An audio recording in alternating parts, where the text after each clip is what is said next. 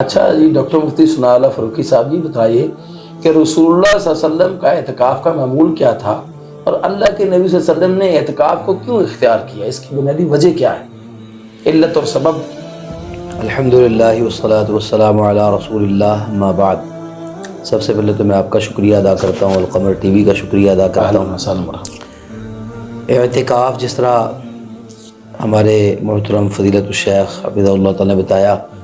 کہ علیحدگی اختیار کرنے کا نام ہے،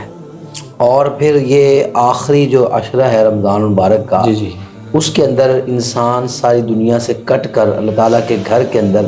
اللہ کی عبادت کے لیے اپنے آپ کو الگ تھلگ کر لیتا ہے۔ صحیح۔ رسول اللہ صلی اللہ علیہ وسلم آخری عشرے کی آپ نے جو فضیلت بیان فرمائی ہے اور اس کی جو اہمیت ہے، جی اس کے پیش نظر آپ کا معمول مبارک یہ تھا کہ جب آخری عشرہ آ جاتا شد مئزرہ،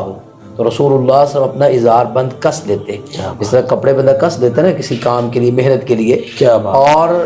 احیا لیلہ، راتوں کو زندہ کر لیتے، یعنی راتیں جاگ کر گزارتے، واستیقظ اہلہ، اور اپنے گھر والوں کو بھی بیدار کرتے، اٹھو بھائی اٹھو، اللہ کی عبادت کرو۔ تو چونکہ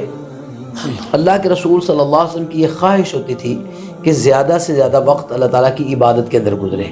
تنہائی کے اندر گزرے، تو اس لیے رسول اللہ صلی اللہ علیہ وسلم پھر آخری عشرے کا اعتکاف فرماتے، اور یہ آپ کی جو سنت مبارکہ ہے، جس طرح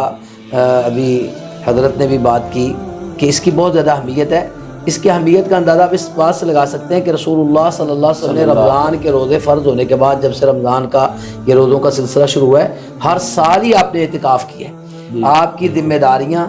آپ کی جو ضرورتیں اور آپ کی مصروفیات، میں سمجھتا ہوں کہ شاید دنیا کے اندر کوئی اتنا شخص مصروف نہیں ہوگا جتنی مصروفیات پیارے پیغمبر جناب محمد رسول اللہ صلی اللہ علیہ وسلم کی تھی۔ تو مشن اتنا اعلیٰ تھا کہ قیامت تک نہیں اس مشن کا مقابلہ بے شک دعوت و تبلیغ کی مصروفیات الگ ہیں،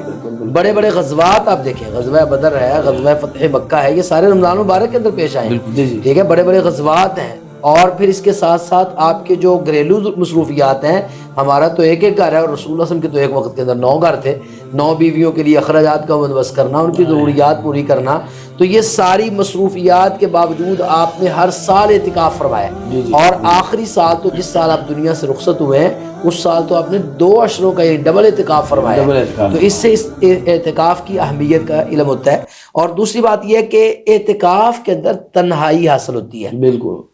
تنہائی کے اندر غور و فکر کرنے کی جو انسان کو ایک فرصت ملتی ہے نا، وہ اس طرح شور شرابے بھی نہیں ہوتی، یعنی محاسبہ نفس، اپنے ایمان میں جھانکنے کا موقع ملتا ہے۔ بالکل۔ رسول اللہ صلی اللہ علیہ وسلم کا آپ انداز دیکھیں کہ جس وقت آپ کو بعثت کا وقت ہے، جو صحیح بخاری کے اندر حدیث ہے، اما عائشہ صدیقہ رضی اللہ تعالیٰ فرماتی ہیں کہ جب وہ وقت تھا تو اس سے پہلے کیا ہوا، آپ کو سچے خواب آنے لگے، اور اس کے ساتھ ساتھ آپ کی زندگی کے اندر تنہائی آ گئی، آپ کو تنہائی پسند آنے لگی، اور آپ حرا کے اندر چل جاتے، غار حرا کے اندر، وَيَتَعَبَّدَ اللَّيَالِي، کئی رات وہاں پر تنہا بیٹھ کر عبادت کرتے، چونکہ یہ ایک تنہائی جو تھی، اس کے اندر غور و فکر کا موقع ملتا ہے، سوچنے سمجھنے کی صلاحیتیں بیدار ہوتی ہیں، اور پھر معاشرے سے انسان جب کٹ جاتا ہے نا، اور یہ معاشرہ جس معاشرے میں ہم رہ رہے ہیں، اس معاشرے سے کٹنا تو میں یہ سمجھتا ہوں کہ اور بھی زیادہ ضروری ہو گیا۔ جی بالکل، اس وقت صورتحال یہ ہے نا کہ انسان، ہم جس معاشرے میں رہ رہے ہیں، ہر طرف گند ہے، برائیاں ہیں، فسادات ہیں، اور یہ معاشرے کا اثر انسان کی طبیعت پر ہوتا ہے۔ اور وہ جو حدیث ہے مشہور ہے، صحیح بخاری کی ہے، جس کے اندر رسول اللہ صلی اللہ علیہ وسلم نے وہ 100 آدمیوں کے قاتل کا ذکر کیا ہے، جب وہ 99 آدمی قتل کر چکا تھا تو اس کے بعد توبہ کر لی تھی اس نے دل سے، اور وہ بالکل توبہ کے لیے مائل تھا، سب کچھ تھا، اور توبہ کے لیے لوگوں سے مسائل پوچھتا تھا، لیکن اس کے باوجود 100واں قتل بھی اس سے ہو گیا۔ تو جب اس کے بعد جب اس نے توبہ کی ہے، جس عالم کے ساتھ اس کی ملاقات ہوئی ہے، تو اس نے اس کو کیا مشورہ دیا ہے، اس بستی کو چھوڑو، اس علاقے کو چھوڑو، یہ علاقے کے اثرات، یہ بستی کے اثرات، یہ لوگوں کے اثرات، یہ گناہوں کی نوست انسان پر چھا جاتی ہے، جو سستیاں پیدا کرتی ہے۔ جبکہ اس سے پہلے جس عالم یا ملا سے ملا ہے، اس ملا نے تو اس کو پھر ظاہر پتا کہ مولوی بھی تو ایسے ہوتے ہیں نا، میں اس کی بھی وضاحت کر دیتا ہوں۔ اصل میں نا کچھ عابد ہوتے ہیں، عبادت گزار ہوتے ہیں، اب ان کا حلیہ تو لازمی بات ہے کہ وہ شرعی سنت کے مطابق ہی ہوگا نا، لیکن ہوتے وہ عالم نہیں ہیں، وہ عبادت گزار ہوتے ہیں، اور عام طور پر لوگ ان کو عالم سمجھ لیتے ہیں، ان سے بھی مسئلے پوچھتے ہیں، اور پھر قرب قیامت کی تو علامات سے بھی علامت ہے یہ. کوئی یہ بھی دیکھا نا من حرام تو ہوتا ٹھیر، کچھ ایسے بھی تو ہوتے ہیں جو من کے اندر ہی حرام ہے. کچھ لوگوں کی خالص معاذ اللہ قرآن و حدیث کی خالص بات بتانی نہیں ہے، یا وہ اسلام کو جانتے نہیں ہیں، یا وہ الف کو نہیں جانتے، بجائے کہ وہ اس کو یہ کہتا بھی توبہ کر، تیری تو توبہ قبول ہو گئی، وہ کہنا نہ تو نہیں بخشے جانا. اس مولوی کو اس نے اڑا دیا. علم کی کمی کی بات ہے نا. جہالت جو ہے نا، جہالت یہ بہت ساری تباہی کا سبب بنتی ہے. یہ صرف اس لیے میں نے آپ سے بات کی ہے کہ ہمیں ایسے مولویوں سے بھی بچنا چاہیے. ان کے لیے میں ایک حدیث عرض کرتا ہوں. رسول اللہ صلی اللہ علیہ وسلم بشیروا ولا تنفروا، لوگوں کو خوشخبریاں سناؤ، نفرتیں پیدا نہ کرو. یسروا، لوگوں کے لیے آسانیاں پیدا کرو. ولا تعسروا، تنگیاں پیدا نہ کرو. دین کو ایسا تنگ کر کے نہ پیش کرو کہ لوگ سمجھیں کہ ہم تو اس پہ عمل ہی نہیں کر سکتے، تو چونکہ عمل نہیں کر سکتے اس لیے عمل چھوڑ ہی دیتے ہیں. نہیں، یہ نہیں ہے، آسانیاں پیدا کریں. تو یہ جہالت تھی نا.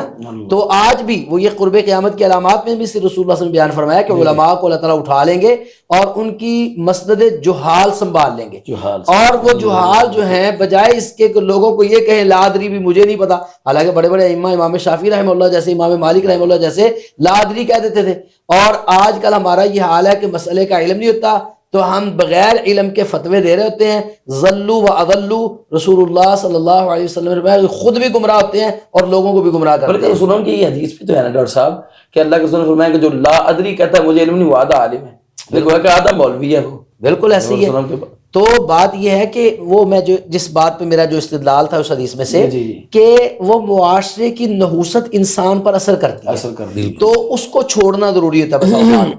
رسول اللہ صلی اللہ علیہ وسلم نے جب آپ کے پاس وقت تھا تو غار حرا کے اندر تنہائی اختیار کی. جب آپ کی مصروفیات بہت زیادہ تھی تو ان مصروفیات میں پھر آپ نے یہ وقت نکالا رمضان مبارک کے آخری عشرے کے اندر، اور ان مصروفیات کو بلائے طاق رکھ کے اللہ کی عبادت کے لیے اپنے آپ کو خاص کیا. اور ایک اور بات بھی عرض کرتا ہوں اس معاملے میں کہ دیکھیں اس